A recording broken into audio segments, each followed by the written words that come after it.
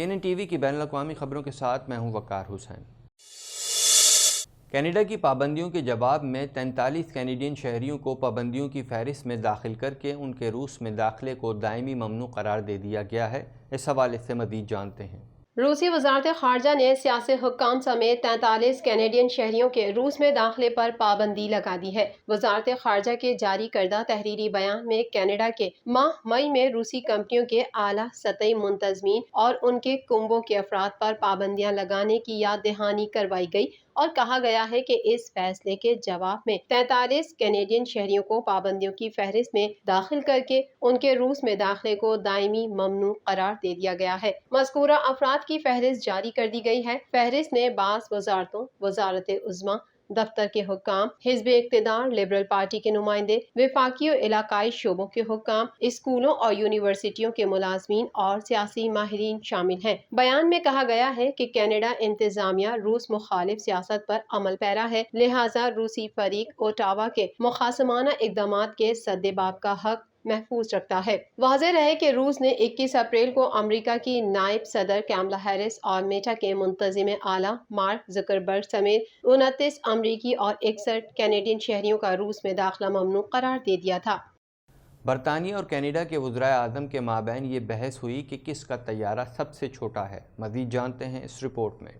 اگر آپ ارب پتی ہیں تو آپ نجی طیارے کو زیادہ سے زیادہ بڑا رکھنے کی کوشش کرتے ہیں، مگر وزرائے اعظم کو سیاسی مخالفت سے بچنے کے لیے اس سے بالکل مختلف سوچ اپنانا ہوتی ہے۔ کم از کم برطانیہ اور کینیڈا کے وزرائے اعظم کے درمیان تو یہ بحث ہوئی کہ کس کا طیارہ سب سے چھوٹا ہے۔ برطانوی وزیر اعظم بورس جانسن نے کینیڈین ہم منصب جسٹن ٹروڈو سے جرمنی میں G7 ممالک کی کانفرنس کے دوران ملاقات کی تھی۔ دونوں ہی افریقی ملک روانڈا سے کامن ویلتھ کانفرنس میں شرکت کے بعد پہنچے تھے اور ملاقات کے دوران بورس جانسن نے کہا، میں نے کینیڈا فورس ون کو دیکھا ہے، وہ ایک بڑا طیارہ ہے۔ کینیڈین وزیر اعظم کے طیارے کو کینیڈا فورس ون کے نام سے جانا جاتا ہے۔ بورس جانسن کی بات پر جسٹن ٹروڈو نے کہا، وہ آپ کے طیارے جتنا بڑا نہیں۔ اس پر بورس جانسن نے کہا کہ نہیں، ہمارے طیارے کی لمبائی معتدل ہے۔ حقیقت تو یہ ہے کہ دونوں ہی درست ہیں، مگر اس کا انحصار اس بات پر ہے کہ آپ کس پیمانے کو مد نظر رکھتے ہیں۔ جسٹن ٹروڈو کا طیارہ ایئر بس CC-150 پولرائز لگ بھگ 4 دہائیوں سے کام کر رہا ہے۔ 47 میٹر کا یہ طیارہ جرمنی میں موجود بورس جانسن کے طیارے سے 2 میٹر لمبا ہے، مگر یہ اس کہانی کا ایک پہلو ہے۔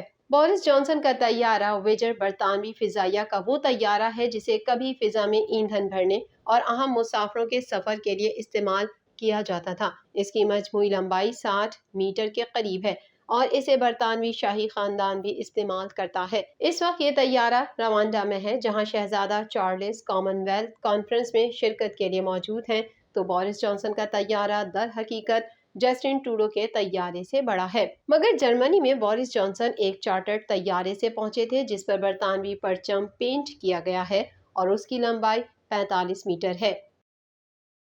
بھارتی دفتر خارجہ کے ذرائع کے مطابق پاکستان اور بھارت نے مختلف ممالک میں ایک دوسرے کے سفیروں اور ہائی کمشنرز کے ساتھ سفارتی سطح پر تعلقات بڑھانے کا اشارہ دے دیا ہے۔ اس حوالے سے مزید جانتے ہیں۔ بھارتی دفتر خارجہ کے ذرائع کے مطابق پاکستان اور بھارت نے مختلف ممالک میں ایک دوسرے کے سفیروں اور ہائی کمشنرز کے ساتھ سفارتی سطح پر تعلقات بڑھانے کا اشارہ دے دیا ہے۔ کینیڈا میں پاکستانی ہائی کمشنر ظہیر اسلم جنجوعہ اور بھارتی ہائی کمشنر اجے بساریا کے درمیان اہم ملاقات ہوئی ہے۔ نئی دہلی میں بھارتی دفتر خارجہ کے ذرائع نے میڈیا سے بات کرتے ہوئے اس ملاقات کی تصدیق کی ہے اور کہا ہے کہ دونوں ملکوں کے ہائی کمشنرز کے درمیان انتہائی اچھے ماحول میں بات چیت ہوئی ہے۔ تاہم ذرائع نے ملاقات کی تفصیلات بتانے سے گریز کیا۔ بھارتی دفتر خارجہ اس ملاقات کو اہم قرار دے رہا ہے۔ واضح رہے کہ حال ہی میں پاکستان کے وزیر خارجہ بلاول بھٹو زرداری نے بھی یہ کہا تھا کہ پاکستان اور بھارت کے درمیان تعلقات کو معمول پر آنا چاہیے۔ یہاں یہ امر قابل ذکر ہے کہ بھارتی وزیر اعظم نریندر مودی اور کینیڈا کے جسٹن ٹروڈو کے درمیان جرمنی میں اہم ملاقات ہو رہی ہے، جبکہ کینیڈا بھی پاک بھارت تعلقات کو معمول پر لانے کے لیے کوشاں ہے۔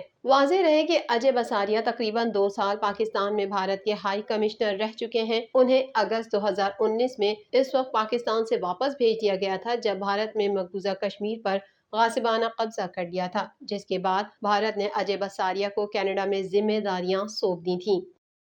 سابق روسی صدر نے کہا ہے کہ نیٹو کی کرائمیا میں کارروائی تیسری عالمی جنگ کا باعث بن سکتی ہے۔ اس حوالے سے مزید جانتے ہیں۔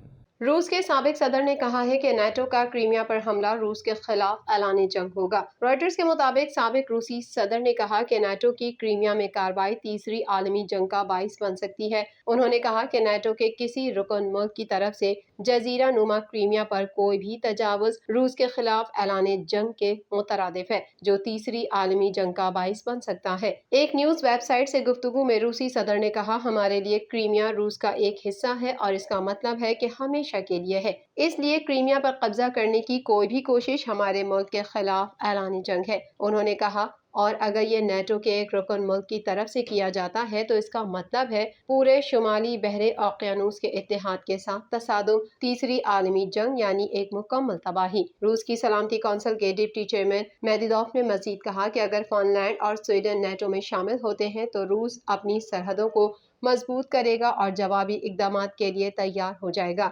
روس اسکندر ہائپرسونک میزائل بھی نصب کر سکتا ہے۔